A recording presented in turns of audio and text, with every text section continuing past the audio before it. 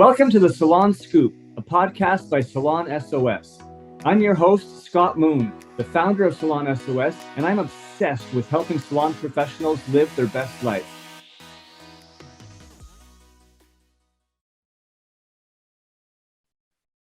So we are so graced to be here today with Wendy Bélanger, not only the owner of Influence the Salon in Calgary, but an award-winning celebrity stylist who has graced stages and events all around the world. Wendy, it's such a pleasure to have you with us today. Thank you so much for spending some time with us. We'd love to just get to know you a little bit deeper. I know lots of people out there are very interested, and one day soon, I'm hoping that we don't have to do these over Zoom calls, and we can actually hang out and have a drink and do this live recording. I think that'd be. I like the drink part. That would be great. Yeah, definitely.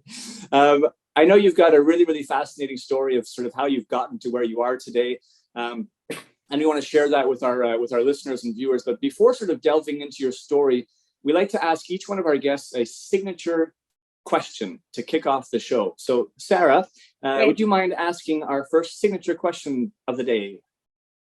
Absolutely. So, Wendy, I know you are a celebrity hairstylist, but I'm wondering if there was any celebrity's hair that you could do, who would it be and why? Okay, well, honestly, this would be like a do-over. So I did hair for the MTV Music Awards a few years back. And one of the tasks that I got the pleasure of doing was working with Justin Timberlake and his team, because he was opening the show by making it look like that he was singing from the front door all the way into his performance, but it was actually done the night before. So myself and other hairstylists got to be the lead hairdressers for creating the video the night before. So I got to work side by side with him. And he is probably one of the coolest guys you'll ever meet. Like, he's so professional, he's so nice and so kind, and we all got along so well that I think that if I got a chance to see him again, because I had already met him once, I think it would be even better. And so if I could see anyone again, I would definitely see Justin Timberlake. Okay, so you're saying that you would help him bring sexy back? Yeah, he's doing that all on his own, I'm not gonna lie, but yeah, I definitely would do that. Nice. Okay, great. So let's get into a little bit. I mean, we know everybody sort of knows you as, all the accomplishments, all the things that you have sort of really done in your career. But I know it's never been an easy path, sort of get there, and you've had lots of obstacles along the way that could have derailed you, but ultimately did not stop you. Can you just give us a quick background, sort of where you grew up and why you first decided to go into the beauty industry in the first place? Okay, well, I'm a Saskatchewan girl, and I grew up in Regina, and I wasn't always slated to do hair. I was going to take speech pathology at Minot State University because my father wanted his kids to go to university. But I was always doing my friend's hair. Like the second, we'd have a school dance or we'd have something coming up. Everybody's coming to my house, I was doing their hair. And then one day, my father just said to me, you're good at it. Have you ever thought about doing that? And I said, you know what, Dad, if you let me even to take like a skip year to go to hair school, I'll do that. I promise I'll go to university after. And I said, if you could let me do that, that'd be great. And so I went to hair school in Saskatoon, and really the rest is history. So what, sort of what happened once you got into school, kind of in a new city? How did that work out for you? Well, it was my first time being away from home. So this is an interesting story. You were allowed to miss, like, I was going out all the time. Okay, let's be honest. I'm not around my dad, whatever. And so little party girl. Yeah, I'm not gonna lie. And you were allowed to miss one day a month for 9 months of school. And then after that, you had to pay like $25 for each day you miss. And I had 2 months of school left, and I owed $1,000. Yeah, it was bad. And so I ended up getting suspended from school. And so the director called me in, and she was like, you know what, this is too much. We can't do this anymore. You're going to be suspended. And I remember thinking like, wow, that's really bad. And I'm like, 5 days off. And then all of a sudden she said, and just so you know, we're going to call your dad. And I was like, okay, now I'm in trouble. So no. Yeah, it was a little crazy. So yeah, they called my dad. Okay. He must have not been very happy. He was not happy. He said to me, he goes, he said, you know, I'm tired of doing this. Now what you're going to have to do is you're going to have to go and get a job. And so I got a job at Red Lobster, and so I took my suspension for 5 days, and it's really weird because on the last day of my suspension, it was my first day of training at Red Lobster, and I was driving to work. I had my girlfriend in the Jeep with me. We had just gone camping, and I was like, you know what? I got 3 hours of training. Don't worry about it. We'll go out. And so I was driving to work, and I came around the corner, and I was driving straight, and I could see down the way that there was this car that came into my lane, and we were going to have a head-on collision. And so I remember thinking to myself, oh my gosh, like, I don't know what to do. And I know that if I went left, I would have had my own head-on collision with the oncoming traffic. And I know that if I went right, I would have hit him because that's the way that he was coming.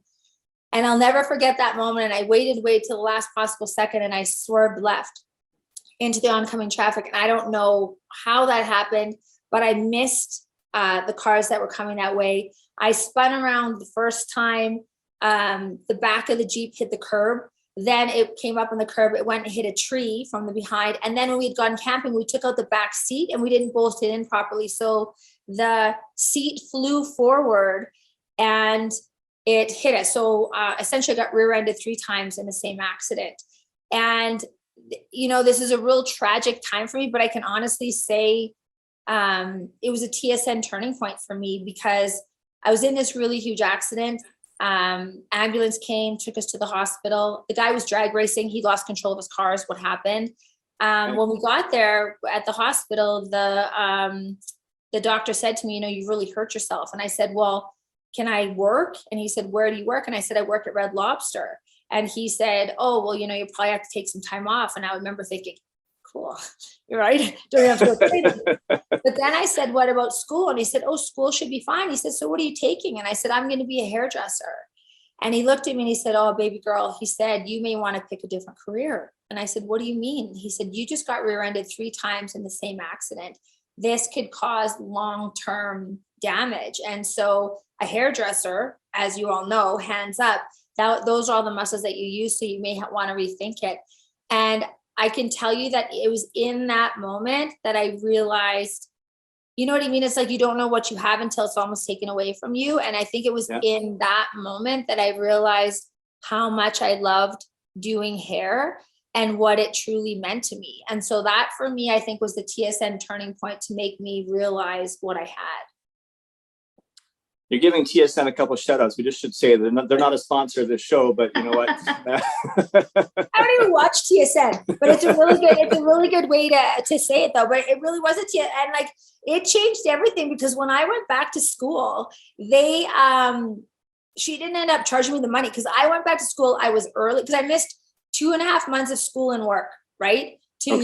The whole recovery process and everything. Yeah, it wasn't like, oh, I got hurt and I did. I missed 2.5 months of school and work. And it really gave me an opportunity to think about what do you really want? And I'm like, if I can do hair, I will never take it for granted again. And so when I finally went back, I was like first one at school. I was never late. I was like, people were not like, if they weren't doing something like, do you have any idea what's going on, what we have here? And I was like this prize student afterwards. And maybe that's why my picture's on the wall there.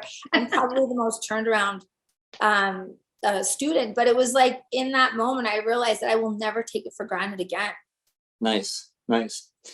That's amazing. And sometimes, unfortunately, it takes, you know, sort of a serious incident in our lives, kind of a crossroads, right? Whether it be, you know, an accident or something along those lines that really kind of shifts our perspective. And it's important to kind of keep those memories, I think, inside to help kind of just go back to it and recognize what really is important for us, right? So, and health is number one at the end of the day. So I know, so you kind of got into the industry, you finished school, you started working, and I know a couple of years down the line, I think it was, you sort of, you know, decided to move to Calgary. Can you talk to us a little bit about the move to Calgary and sort of, you know, how that was relocating, you know, into a brand new city and kind of what you looked for in a job in Calgary? Well, it actually happened right away, Scott, because the director got me a job in her friend's salon. She was so impressed with the way that I was being that she got me a job in her friend's salon. However, I was working in the salon and I was cutting Mrs. Beasley's hair and trimming her kids' bangs for like $12. And I remember thinking, okay, is this it? Like this isn't what I signed up for. So then I was like not engaged at work. And, then I was like, more interested in like my boyfriend and like that kind of stuff. So believe it or not, I got fired from that job. This does turn around. Anyone who's watching this does turn around. It's a train wreck so far. I might have been a professional 20-year-old, but I'm just saying that, yeah, I got suspended from school, had turned out, then I got fired from my job. And so the director phoned my father and said, you know what, if you don't challenge this girl, she's going to like end up in a lot of trouble. And so my father said, what if we went to a bigger city? Like, would you ever work in a bigger city? And I was like, oh my God, I would love to. And so literally within 48 hours, I was in Calgary and I just went, you know what? I just want to work in the best salon, because I was like determined I was going to be this amazing hairdresser. And I'm like, I just want to work in the best salon. So I asked what the top 3 salons in Calgary were. And I only applied at those salons. And I got basically offered a job at all 3. One was like, you can start in a month. One was like, well, you have to do this first. But one said, can you start tomorrow? And so I literally worked that weekend, went home, grabbed my stuff and moved to Calgary. And as much as you would think that was the right thing to do, I can tell you that if you want to go through choices I made in my life, probably not one of the best choices I could have made was to look for a job away. Why is that? Tell us a little bit more about that. Well, I've been doing this for 30 years and I can tell you I know a bit more. Just because a salon is the best salon in the city doesn't mean it's the best place to work. It might just have really good hairdressers in there, right? But just because you're a good cook doesn't mean you can own a restaurant. So just because you're a good hairdresser doesn't mean you should own a salon. And owning a salon is way, way, way more than just doing hair. And so I was working for a guy who was an amazing hairstylist, but he had no education value. He had, no culture, belief in culture, any of it. So I really became like Toby the shampoo kid, where I literally, like, he would have guests. First of all, he'd show up half hour, 45 minutes late for work. And then for the rest of the day, he would be off and tell everyone that it was my fault that he was running so late. And then he would have, like, I'd be shampooing one person, going to the next person, shampooing the next person. And he would stand there because you could, like, back in the day, you could smoke in the sun. He would just smoke and watch me. And I was thinking, are you kidding me? Is this what I signed up for? And so that's the biggest thing that I tell people now is that when you go to look for a place to go work, you have to make sure that it's a place that deserves you, that's going to offer you what you need. And sometimes it's not always the most popular salon. That's a huge lesson I learned. It was kind of a waste of time. I'm not going to lie. I think it was like 4 years later before I actually started really building a clientele in my whole career path. Yeah. And you know what? Your story is pretty common. I think there's so many people out there that just struggle to find the right place, right, to work. And they kind of bounce around salon to salon. Some people fall out of the industry. And I think this is a great lesson, for a lot of the younger people in our industry who are still potentially trying to find, that right place. And I always had to talk about it's the fit that's the most important. And it's the fit that's got to be 2 ways, right? It's not just the fit for you with the salon. It's also got to be the fit for the salon with the, with the stylist, with the employee. Yeah. And it's not just about, like you said, finding like the best one with the best name. The culture of that salon is ultimately what's going to, determine whether or not you fit into that culture, and it's going to help you bring out the best in you. So, well, you know what, they say that only 5% of people actually make it in the hair industry. And it's not because they're not good enough. It's because they're conditioned to just go looking for work. And if you don't get a job that you can actually see yourself as a career, you're not going to be successful at it. So they try it and then they end up not liking it, and then they quit. They go and become like a nurse or a dental hygienist or something else because they don't think that they can do it. And I think that that's a sad statistic, because we're not teaching students about their value when they come out of school. I think that they think, I don't know anything, so I should just find some place that will hire me. And I don't think that we as salon owners or seasoned professionals are taking the time to lead the way. Yeah, understood. Okay, so now you're in Calgary, but you're kind of miserable in your job, and that's a tough thing in the first place to sort of deal with. You're in a new city, whatnot. But I know that you had a bit of a different challenge that all of a sudden, happened in your life. Can you share that with us? I know it's a little bit more personal, but. Well, I ended up, so that job, I ended up going and getting another job of a place in a mall. I was working downtown and I was working in another job at that point. I just started there. We're now about a year later since my accident, like from when I had gone in there. And I it was funny because the day of my accident, my sister, who's my best friend in the whole world, she came to the hospital and she was crying. And she said to me, don't you die. She said, you and I are best friends and we have a lot that we have to do together. And it was ironic because a year later to that day, my sister died having a baby. And so that literally shook my world. And that's like something that you would never imagine on something supposed to be the happiest day ever to be taken away from you. And I think that 100% sent me back from that. I couldn't even imagine doing anything. Like it was like the whole world stopped in that moment. So yeah, that was huge for me. My goodness, like I can't even imagine. I haven't had a close family member at that age pass. But I mean, how did you sort of pull yourself out of that?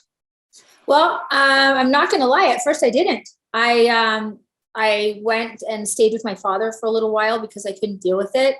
I got to the point, honestly, that I didn't want to live, and it was my best friend in the whole world, and she was gone. And so I decided that I didn't want to live anymore. And this is a part that I wouldn't normally share with people, Scott, but I realized that, mental health is a thing. And so I went into a depression. I gained like so much weight. I think I was up to almost 200 pounds. I'm only 5'3". And I didn't want to live anymore. And so I got to the point where I wanted to take my own life. And I remember the day on how that happened. And I remember just being so sad and just asking why am I even here? And why, I don't want to do this anymore. And I think the thing that made me realize that I needed to keep going was I had to realize that it wasn't about me. Do you know what I mean? As much as I don't want to be here, I don't want to deal with this. I was like, do I want to do that to the people that I would be leaving? Do I want my mom to lose another child? Do I want my brother, who's now my best friend in the whole world, to be now he has no siblings? And so I guess the reason why I share that is I think sometimes people feel so hopeless and they don't find it. They don't want to live and they don't think that they're important enough that they want to live. And I just want to say, maybe if you can't think of a reason for yourself to live for someone that you love, because there's a lot of people there that would be hugely, hugely impacted, if you don't continue on in this world. And I sit there and I have a beautiful 23-year-old child that's killing it at life, and he wouldn't be here if I'd made my decision differently. And my life would be a lot different. And I can tell you now, I don't think like that anymore. So anyone out there that's having those thoughts, know that they do pass, and it does get better. Nice. That's a very important message. And I'd say especially that, the past couple of years has, been, very difficult on a lot of people from a mental health standpoint. So, all right, so let's sort of figure out, how did you get yourself, kind of back on track? How do you sort of reset some goals and kind of regroup and start again into the industry? Well, I finally made a decision. It's funny because I sit there and I say, I have a lot of excuses to not be, where I am now, from where I sit there and I talk to people about, how far I've come and all the things I'm doing. I'm like, and I don't say reasons. I have a lot of excuses. And I could have just said, you know what, I watched my sister die, and that's why I am where I am today, or some of the other things. I'm like, I didn't want to do that. So I was like, okay, I need to start this over. What do I want? And it's I want to do hair. I love doing hair and I want to build a clientele. And so I let go of the whole idea of just finding the best place to work. And when I want to work at a place that I believe in, that I feel like I can grow. And so I found another salon and I worked for a really great guy. I worked there for about a year and a half. After the first 9 months, I was managing a salon because I just fit in really well and I understood it. And I was so passionate about being there that, you know, he gave me an amazing opportunity. And so that's when I first started building my clientele. Nice. Nice. And what about, you know, sort of the other side of your path? Because we all know you have, you know, become a huge sort of educator. I know that started in around this time in Calgary. Can you give us a bit of a snapshot as to how you got into that? Well, I decided, like, I had goals in my life, right? Because everybody says, oh, you know, where do you see yourself in this industry? And so I was like, well, maybe I want to own a salon one day. And I'm like, oh, I want to teach. But like, I'd go to these hair shows and I'd see people on stage and I'm like, I want to be on stage. And so someone just said, you know, you've got to find a brand that you love and, you know, and that you believe in and join the brand. And so I remember we had a classic for Graham Webb in the salon and the girl was there and she was talking about, you know, the brand. And I thought it was like super cool. So afterwards I said to her, you know, I'd really love to be an educator. You know, how would I go about doing it? And she said, you know, you just missed the window. We had an audition thing, you know, last night here and we did it, but, you know, I'm sure we'll be doing another one in like 6 months to a year if you'd like to try again. And, you know, we'd love to have you. She said, okay. And I remember I looked at her and I went, no, it's not okay. And she kind of looked at me and I said, I don't want to wait. And I said, and if I work for you, I'm going to work for you for a long time. Like, this is something that I really want to do. And I remember in that moment going, if I say no, take no as an answer, and I go away, I don't know if I'm going to see this woman again. So I've got one shot. So I said, nope, it's not okay. I really want to do this. And she looked at me and she said, She said, you know what? We're having a train the trainer tonight for all the already established artists here. Yeah. I don't normally do this. Would you like to come? And I was like, absolutely. So I ended up getting to like bypass the audition stage and I made it right to the train the trainer. And that's how my journey with educating started. I became an artist with Graham Webb. Nice. I like the whole, you know, don't take no for an answer. And sometimes it just takes that little bit of courage, right? To kind of just push yourself. And, you know, a lot of us are shy and sort of timid and feel like, oh, I don't know, like, you know, I can't sort of step up for myself. But you do it in that one moment and you elevate yourself compared to everybody else. I'm sure that woman was so impressed with you about having the courage to sort of say, no, like, I want this now. Like, I'm so motivated that kind of triggered for her to say, you know what, this girl, Wendy Bélanger, is different from the rest. And it allowed you to sort of get into that path. So good for you. Thank you. So that's kind of how you got into education, and I know we'll sort of come back into that. But you mentioned earlier, I want to step back. You said you also had a goal that you wanted to get into salon ownership at some point. So how long did it take before you got into owning your own salon? Well, it was I worked for Graham Webb, and then I also at the time I had gotten married and was going to have a baby, and so I wanted to be in a position where I could, you know, collect EI, you know, at the time that I wanted to do it. And I was like, okay, what do I do? And I'm like, this would be a good opportunity to go maybe teach in a hair school. And so I went and got a part-time job teaching at the MC College here in Calgary. And so I was there. And so I was like, okay, well, now I've got 2 of my goals down. And the only one left that I hadn't done was own a salon. And I was traveling into other salons teaching. And I would go in there and it was like, you talk to these salon owners and they'd be like, but, you know, my staff is ungrateful. They don't know how good they've got it and blah, blah, blah, blah. And then I would talk to salon professionals and they'd be like, my owner's taking advantage of me. They're taking all this money there. And I remember looking and going, it can't be that difficult. Like, you know what I mean? Like, I do, like, why can't everybody just get along? Like, I think if you just can, like, why can't, and I'm like, I think I want to do this. I just want to create a place that people could love going to work. And the other thing is being an associate, forgive the sirens out here, being an associate in a salon where I was not treated well. Had I not had a love and perseverance for the industry, I would have quit because I had a really bad beginning. And so I thought if I could create a place that people could come out of hair school and be treated fairly and love coming to work, I think that I could make a difference. So that's where that came in. So I made the goal that I would try to open a salon before my 30th birthday. And 1 month before my 30th birthday, Influence came to fruition. Nice. Just in time. Yeah. Good for you. Congratulations. So when you started that, I mean, it must have been a bit of a crazy period. You're sort of, still doing education, I guess. You said you were sort of teaching. You stopped teaching at the hair school. At this point, you were sort of done with that, and you launched yourself into opening the salon. Yeah, well, and so like there's a bit of a timeline in there. So I worked at the school. I guess I worked at school for a little while because I got married, had a child, and then so I was on maternity leave, and then I ended up, my husband and I separated, and so I thought that dream was actually crushed. I thought, I'm not going to be able to own a salon now because my ex-husband was a hairstylist as well. We were going to do it together. And Tony Ricci, who's an amazing manager, anyone will know who he is. And he was probably one of my first mentors ever.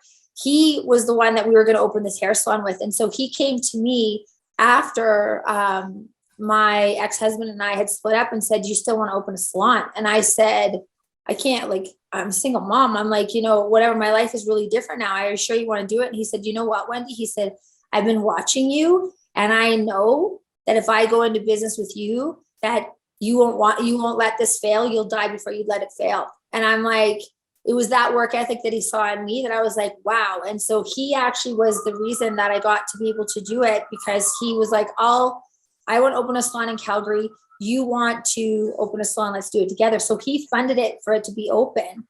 And so that's actually how it happened. And then 9 months later, he got another opportunity in Edmonton and was like, "You know what, I can go and do this here. Do you want to buy me out?" And I remember thinking, how the heck am I going to do this? And I took it as I was afraid, right? Like I was like, what am I going to do? Because I didn't expect this to happen. But I also knew that anything that I wanted, if I set my mind to it, I'd just be able to do it. And so I ended up finding a way to buy him out. And then so influence became my own. So pretty cool. Crazy. So there's a lot in there. I just want to come back because a message for actual sort of salon owners out there today who, have staff members. And so often, when you're in more of a leadership position, you're going to see the talent. You're going to see people, right, that have that work ethic, that have that drive, but maybe haven't even realized it themselves yet. And one of the most empowering things that you can do as a leader is to believe in that person more than they believe in themselves and help lift them up until they see it for themselves. And I think that that's something, it sounds like Tony did that for you. And I think it's something that a lot of people have the ability to do if they look for it. Because, ultimately that's a big challenge that, some of the younger people in the industry, face. They don't have the belief that they can get past those hurdles. And it requires, somebody that can kind of guide them along and show that belief in them. So it's nice that you had that, sort of support to pull you in that direction. You're right. And I also think that salon owners don't get that as well. They think that when they become a salon owner, a lot of times salon owners are hairdressers that don't want to work for anyone else anymore. Yeah.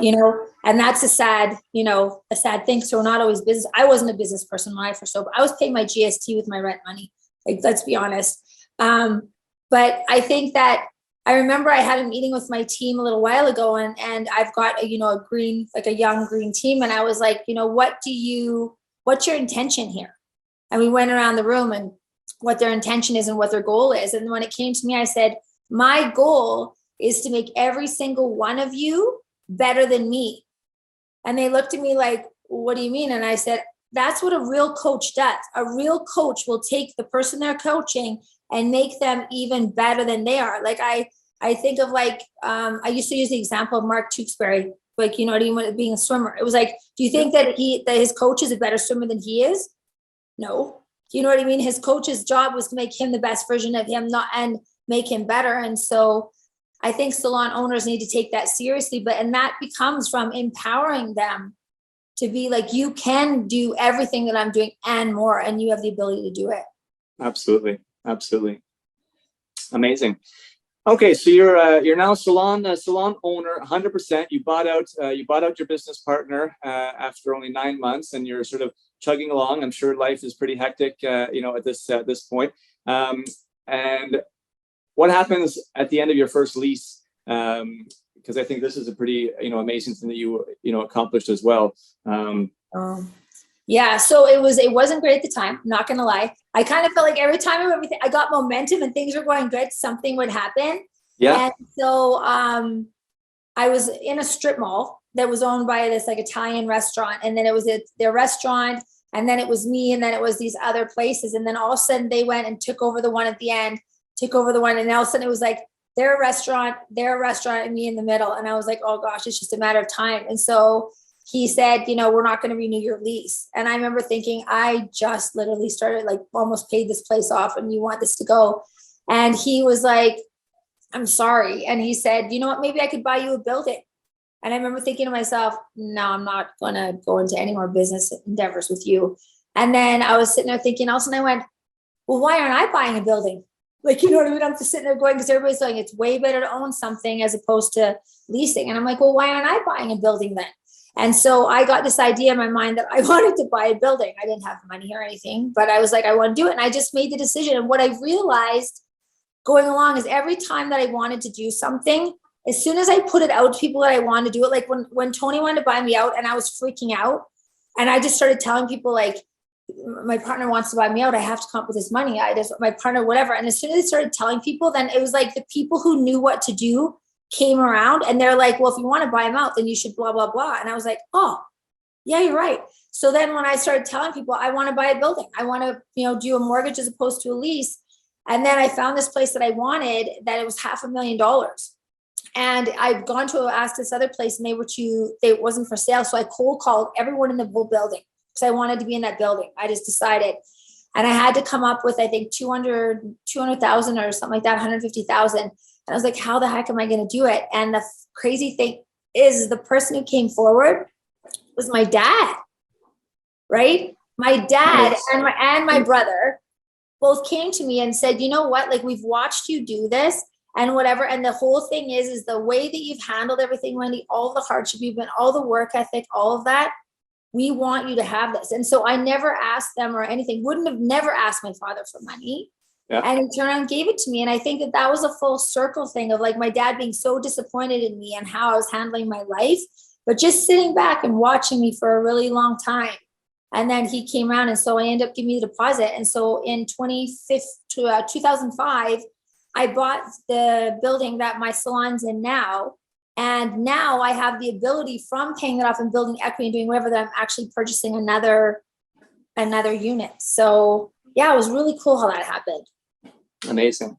I want people to sort of, be hearing, there's so many potential things that could have derailed you along your path. And this is what I love about your story, is there's this like unbeatable determination, right, that seems to be there, that you kind of were able to just kind of keep pushing forward. And obviously you didn't do it alone. There's, support networks, but being humble enough to kind of reach out, like you say, to reach out to the universe, reach out to the network, and support comes your way. And to be able to utilize that, I think, is fantastic. To not say no, and to keep driving and put those objectives, on paper, and they're coming to fruition. So good on you. I want to jump a little bit into a different part, because a lot of people know you and your sort of long term association you had with Pureology, right? You were a big artist and international artistic director for Pureology for many years. How did kind of that path start? Well, once I opened Influence, I had quit. Graham had been bought out by another company, and so I decided not to continue on with them and focus on the salon. And believe it or not, the guy that I got the job with, that I finally started building my clientele, had left owning a salon and now was a rep for a company. And he came in and he brought this shampoo and conditioner, and it was like, this is so amazing. Is that whatever? And I'm like, oh, that's so good. And I was doing one of our local celebrities' hair. And so he gave it to me, and, I said, oh, thank you very much, left. And then I went and I put it in her lap. I said, take this. And she said, why? And I said, I was just being nice, because I know the guy. Like, I did, like, he was, a mentor of mine. So I'm just like, but I don't need another shampoo. And so she came back about a month later with movie tickets to give to me. And her hair, I had made it a red. And I said, oh, you got your hair colored again? And she said, no, it's your hair color. And I'm thinking she's lying. The hair. Oh, no, I didn't get my hair done anywhere else. And you're like, I totally can tell that you did. But anyway, she split her head, and sure enough, she had regrowth. And I said, wow, your hair really keeps color. And she said, no, it's that shampoo. And I said, what shampoo? Because of course that's as much as, my dad given it. And it was in that moment that I bought my first order of Pureology. So he came back in, got my order, and he said, do you want to be an educator? And I was like, no. I said, I'm not interested in being what I call a hair whore. And that's the one that, like, every time you go to a hair show, they're like, oh, didn't she work for, no, then she worked for, and it's like they're on a different stage saying that stuff's the best. Right. And I was like, no, I'm not going to do it. And he said, well, the training's in California. And I said, I could probably maybe, go to the training. Maybe an exception. I could probably go. So I went to the training there, learned about it, and fell in love with the brand. And it was an instant love connection from then on. And I was an educator or with the company for 15 years. Wow. Okay. And so how did the sort of your path evolve there in terms of, climbing the ranks and I guess becoming a potential for the international artistic director, which is kind of a different deal than just being an educator, right? It's a way different deal. So L'Oreal bought out Pureology, and so L'Oreal split up Pureology Canada, Pureology US. So they asked me if I would stay on the US team because the artistic director at the time, a gentleman named Philip Wilson, I was this like side person. Every show he did, I was there, and another gentleman named Angel were there. We were his two people. So they asked if I would stay on with the US team. Well, of course I'm going to do that, right? Because I get to travel to the US and, still get to be in Canada and the whole thing. So the best of both worlds. But then he was going to, I was working with him, and then one day we were doing the Oscars, and we were driving from Hollywood to Beverly Hills or vice versa. I can't remember what it was. And I remember he said to me, so Wendy, I won't try to do his accent because I'll butcher it, but he was like, Wendy, where do you see yourself in 5 years? And I sat there and I said, well, I want your job. And he looked at me and he said, there's pretty big shoes to fill. And I said, yeah. And then he said, yeah. And he said, and back then he would never say this now, but it was like, this is a long time ago, but he was like, it's predominantly a male position. And I said, mm-hmm. And then he went, but the industry is like 93% women. So I'm like, that could make sense. And he said, you know what? Good on you. And I remember looking out the window of the car, and I remember this exact moment and going, you know what? I'm going to freaking do that. Like I give myself 5 to 10 years. I'm going to be the artistic director of this company. And 18 months later, I ended up getting offered the position. And I didn't even apply for it. Like, it was like just the way it did, but I really truly feel that because I set my intention out of like, this is what I want, it wasn't until you do that all of a sudden things will start falling into place. It's kind of like when people sit there and they go, oh, I want to be rich. And it's like, well, do you have 20 bucks in your pocket? Because to some people that's rich, right? What does rich look like? Like, what do you actually want? It's like, you have to set your sight on. I'm like, I want to be artistic director of this company. I want to lead people the way he does. And he got offered another position. He left. And just the way it happened, I ended up getting the position. It's incredible. Yeah. Do you believe in the law of attraction? Yeah, I believe a ton of that, right? Like, yes. You put positive sort of energy out, and you have your intentions, and you sort of focus your attention on it, and things come to you. I truly believe that it's actually, a physiological or, universal law that really happens. And you're obviously, explaining many, many scenarios of how this has happened, where you just kind of had the determination, you had the energy of that, I'm going to make this happen. And you just kind of keep thinking about it, keep focusing on it, and things naturally come to you, and opportunities come to you. But it's not luck, right? A lot of people say, oh yeah, well, you know what? Like, they're just lucky. It's not luck at all, right? It's positive intentions. So, but it's not, and it's funny because I don't want anyone to get this mistaken that like, oh, Wendy's always so positive and do whatever. Like, I had a panic attack on Thursday. Okay. Like, I literally like had something with this thing I'm working on go sideways, and I lost it. And I really had to have a moment of like being in it and feeling out frustrated and feeling anguish and being upset. Because those feelings are really real, right? But we have a choice. Do you stay in it? Because if you stay in it, you're going to get more of it. That the law of attraction is not only for good things, it's for the crap too. So I had to make a decision of like, okay, I gave myself, and I'll do this at work. I came in one day and I said to one of my girls, I'm like, oh my gosh, I woke up this morning and I'm just like having a bad day. And she said, that's okay, Wendy. I go, no, it's not. I go, I'll give myself till 45 after, and then I'm good. And then she goes, what? And I go, I'll be good at 45 after. So I walk into my office and whatever. And then I walk out and I go and say something to her, and then someone asked me a question and I was like, whatever. And then she looks at me and I go, guys, I still have 7 minutes of being in a bad mood. So I'm just going to go back to my office. Don't interrupt me. And they started laughing. And then sure enough, 45 after, I came out and I was just like, they're like, you're good now. And I'm like, yeah, I gave myself permission. It's over. Nice. So I love it. you're allowed to have bad times. You have to. Absolutely. You have to. All right. Let's give you an opportunity to have just a little humble brag here in your time at artistic director. How many years were you international artistic director at Purology? Artistic director, I don't know. My total time at the company was probably about 15, 16 years. And I think I was artistic director after 3. Wow. Okay. So what do you think made you so successful in that role at Purology? I'm going to say leadership. I'm going to say, honestly, it was more about leadership because for me, it's with anything that you do. Like, you can't, it wasn't about being the best hairdresser because the industry has a ton of best hairdressers, but it was about me knowing how to lead people and empower people to be the best version of themselves. And I think I got one of the best compliments ever was from Chris Sorby one day. And she said to me, you know what? She said, you're so talented. She said, but the one thing about you is your feet are always firmly on the ground. And I always want people to know that about me, is that I will never come from a place of ego. I will always be grateful for where I am. And I'll always want to empower people around me. And so I would probably say that's the one thing that I feel I'm good at and I want to be known for. Nice.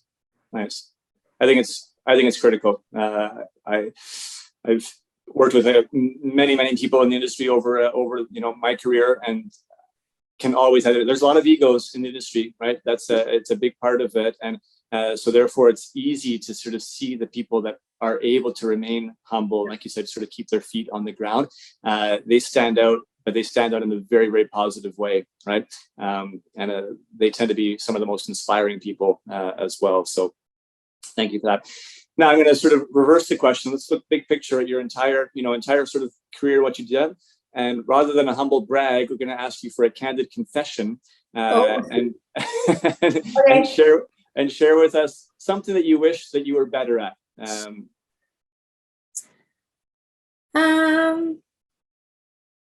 I think if anything, I would wish that I was better at getting out of my own way, which I'm sure everybody would say in some level of, the little voice that we all have in our mind, the little voice that talks to us is the one that everybody right now is going, I don't have a little voice. That's the little voice. That sometimes gets in the way, that goes, what are you doing? Are you sure you can do this? Are you sure that whatever? I think sometimes I listen to that a little too much, and I have to stop or pull on the tools that I have to make it stop. And I also don't like to quit. And so sometimes, I'll invest a little more time into something that I know that I shouldn't. And I don't mean quit like quitting things at my goals, but quitting maybe on, like, if I've got somebody working for me that I know that their heart's not in it, and I know that this isn't their passion. I also know that this isn't the place for them to be, but I'm like, I can save them. I can make, whatever. I think that I would probably, have that conversation and say, this isn't a fit. And I think that that as well, and give them the opportunity that I had. And I not got fired from that job in Saskatoon, I could probably still be working there, and subbing out a Red Lobster. Who knows? Yeah. So.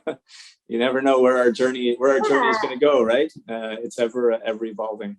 So, okay, let's talk a little bit about your sort of online world as well, because. And I mean, given that we're a digital marketing company and we help salons with everything and anything digital marketing, it'd be silly if I didn't ask you. It'd be silly if I didn't ask you a couple of questions, especially about your social media game, because you're kind of a big deal on social media. Some might call you an influencer.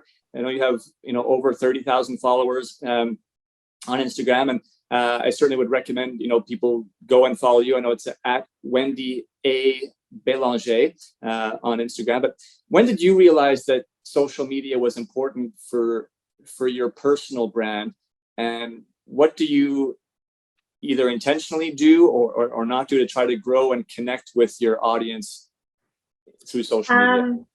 I don't know when it first became important. I didn't want to conform. I was like, I don't want to have to do that. I don't want to, I fought it really hard. And then I went to the whole, okay, well, I'm just going to post pictures about whatever, or I'm just going to make it about selfies, or I didn't really understand the whole thing. And then you feel pressure because then the companies that you're working for is like, your following matters, you do, that kind of thing. And then it was kind of like one day I don't know, something happened and I posted something like that I was like frustrated about, or like something real about myself. And it was all of a sudden, it was like, bloop, all of a sudden I got this engagement. And I was like, people were engaging with me because I was being real about what I was going through.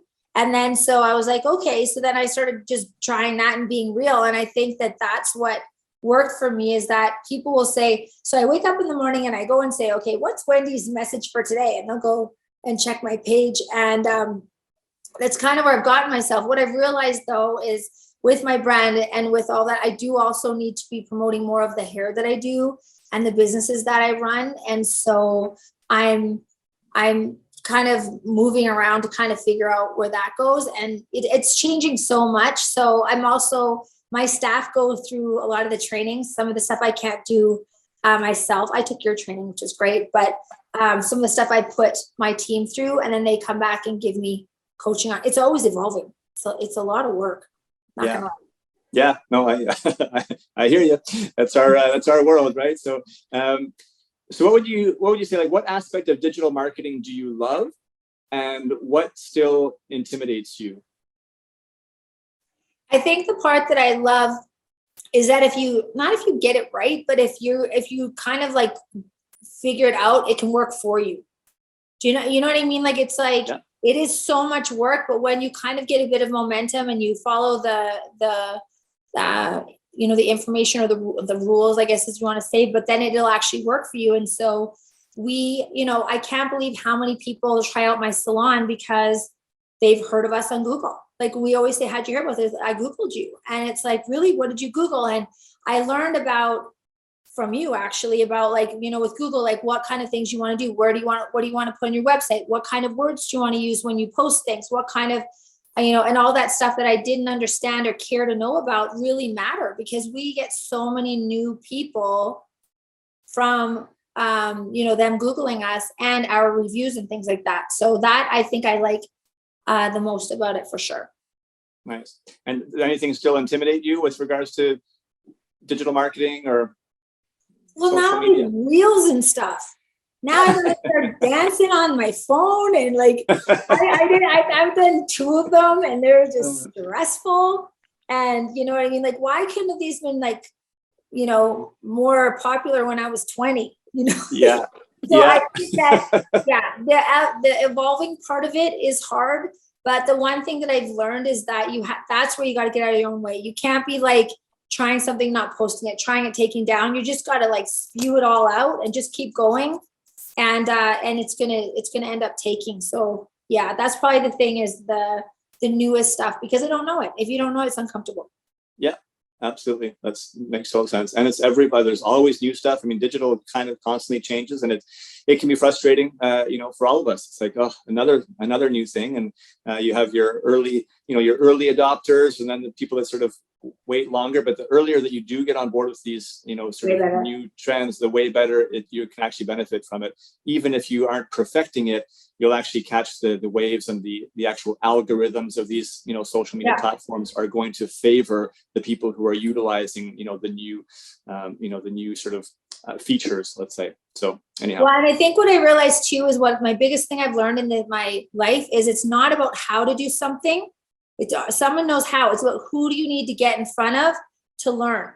So rather than saying, how do I build my social media? I don't know how to do it. It's like, who do you need to get in front of? Like, that's like one of the big things I learned from you is, I'm like, I don't know how to do this. I don't know how to do this. And you're like, well, guess what? That's what we do. Right. So I could try to figure it out on my own, or I could go and look around for someone or a company that can show me how to do it. So. Yeah, true enough. There's lots of resources out there, and none of us have to do everything alone. That's for sure. For sure. Wendy, you from everything you've shared with us here, it seems like you've kind of had the equivalent of 3 or 4 careers for most people, based on your staff, based on what you've done in terms of, salon ownership, based on what you've done on sort of the education side. We didn't even get into, all of the, sort of celebrity stylists and all the events, things that you've done. I mean, we could talk for hours, but I'm kind of curious to maybe you want to share with our audience, like what's next, for you? You seem to be very goal oriented. What's next for you in your industry journey?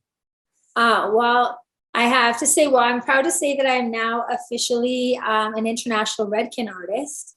So I have now, yes, I've got a contract with Redken, and I'm very happy. I love the company. Their education is second to none. Now I get to be part of it. So now with everything changing, I'm now able to go and be booked into salons and teach a really cool class about salon culture as well as a cutting. So I'm excited. If anyone wants to book that, DM me. I can get you in for that. But I've had this dream, Scott, for a really long time, of this idea that I've had for the journey of a salon professional from the time they come out of school till the time that they own their own salon. And I've also had a thing where I've always looked and thought, I love going to Sephora, but I don't love the fact that I don't feel that I get as much of the experience and culture, but I love going to a place like Holt Renfrew or Nordstrom and getting the service. So I'm like, what if those two made a baby? And so I've decided to expand and do another venture that is going to, I hope, impact the beauty. And it will, not I hope, I'm not going to talk like that. It will impact the beauty industry, and it'll give salon professionals a new journey that's more geared and for them, that they actually can understand how their journey can go, and they can have any part of their journey that they want, but also be able to impact the beauty industry as well for the average woman. So I'm super excited about that. I had a panic attack about it the other night, so I'm right on track. And slated to open this year. So it's good. Right in time for my 20-year anniversary. 20-year anniversary of first opening Influence the Salon. Yep. Amazing. Yeah. Pretty proud. Wendy Bélanger, I'm certainly very proud of you. I have no doubt that you will have even more success in this next chapter, of your industry career than you have already, if that's even possible. But one of my favorite things and sort of learnings that I've had through my career is that willingness is way more important than the actual skill set. And, it's not the person that's the best hair cutter or the best hair colorer that is the most successful, right? It's not the person with the best social media skills who's the most successful, right? Just like knowing how to do something is only a small piece of it. But you have to be willing to put in the extra time, the extra energy, the extra effort. And it's the people that care, that are able to sort of push through, and that don't quit, that end up rising, to the top at the end. And you seem to be an amazing example of that throughout your entire career, all the obstacles that you've overcome, to be where you are today. And you know what, you're still on that upward trend path growing. And I hope that we've had the opportunity to inspire some people today through this episode to kind of look past maybe their own doubts, some of their own limiting beliefs in themselves and sort of where they are, and to be like, what, I can push through. I have to just kind of, put in the energy, be willing. That's kind of my message, is just be a willing person, show that willingness, and it will take you, up to that next step, and utilize, the power of the networks around you to support. Nobody does it alone, right? So I wish you nothing but continued success, Wendy. It's been an absolute honor having this opportunity to take the time today, and I look forward to continuing on. And maybe we'll bring you back, onto an episode in the future once this future new project has been officially launched, and we can sort of see how you're doing with it. Maybe just give one last snapshot as to how people, if they do want to reach out to you, you mentioned to DM you, how would you want people to reach out if they want to kind of connect or ask questions or follow-ups or anything, or follow you in general? No problem. And I just want to say thank you, Scott, for creating these. I think these are a really good idea to do these podcasts. And if anyone needs to, tell your story, because if you tell your story to someone else, it makes you realize. I got the gift today by doing this with you of being reminded of how far I've come. Do you know what I mean? And the things I've done. And I think you forget because you're always on to the next thing. And you gave me a little bit of, I feel good about today. And so I feel like I can go into this next chapter very well. So thank you so much. But they can reach me on Instagram at Wendy A. Bélanger is the best way. Influencesalon.com is my salon, or you can email me at wendy@influencesalon.com. But Instagram DMing is usually the easiest way to get me. So thank you. Okay. Yeah, absolutely. Thank you. And while we have you, we're going to end our show with one more signature question that we like to ask all of our guests. And so, Sarah, do you want to sort of finish off with our signature question to end the session with Wendy today? For sure. So Wendy, if there was one piece of advice that you could give your younger self before starting in the industry, aka little Wendy walking into Market College in Saskatoon day one, what would you tell her? I think I would say trust the process. That there's going to be obstacles that are going to happen in your way, but if you just believe in yourself, it always works itself out. And it's not worth a lot of the grief that you put yourself through. So definitely trust the process and believe in yourself. Love that. Amazing. Okay. Thank you so Awesome. much. Well, let's say a big thank you to all of our listeners for tuning in today. And be sure to tune into our next episode, where we're going to actually delve into some of the craziest salon horror stories that you've heard. You all probably have some of your own stories and things that have gone, horribly wrong in your own world, but I think these stories are going to kind of shock you and give you a perspective on making your stories feel normal. So get ready and stay tuned for that. Thank you so much for listening to the Salon Scoop podcast. This show is produced by Salon S.O.S, a digital marketing agency by industry professionals for industry professionals. If you want simple and affordable solutions for any of your salon marketing needs, such as websites, client loyalty, Google search rankings, social media, or more, come visit us at salonsos.ca or on Instagram at salon.s.o.s.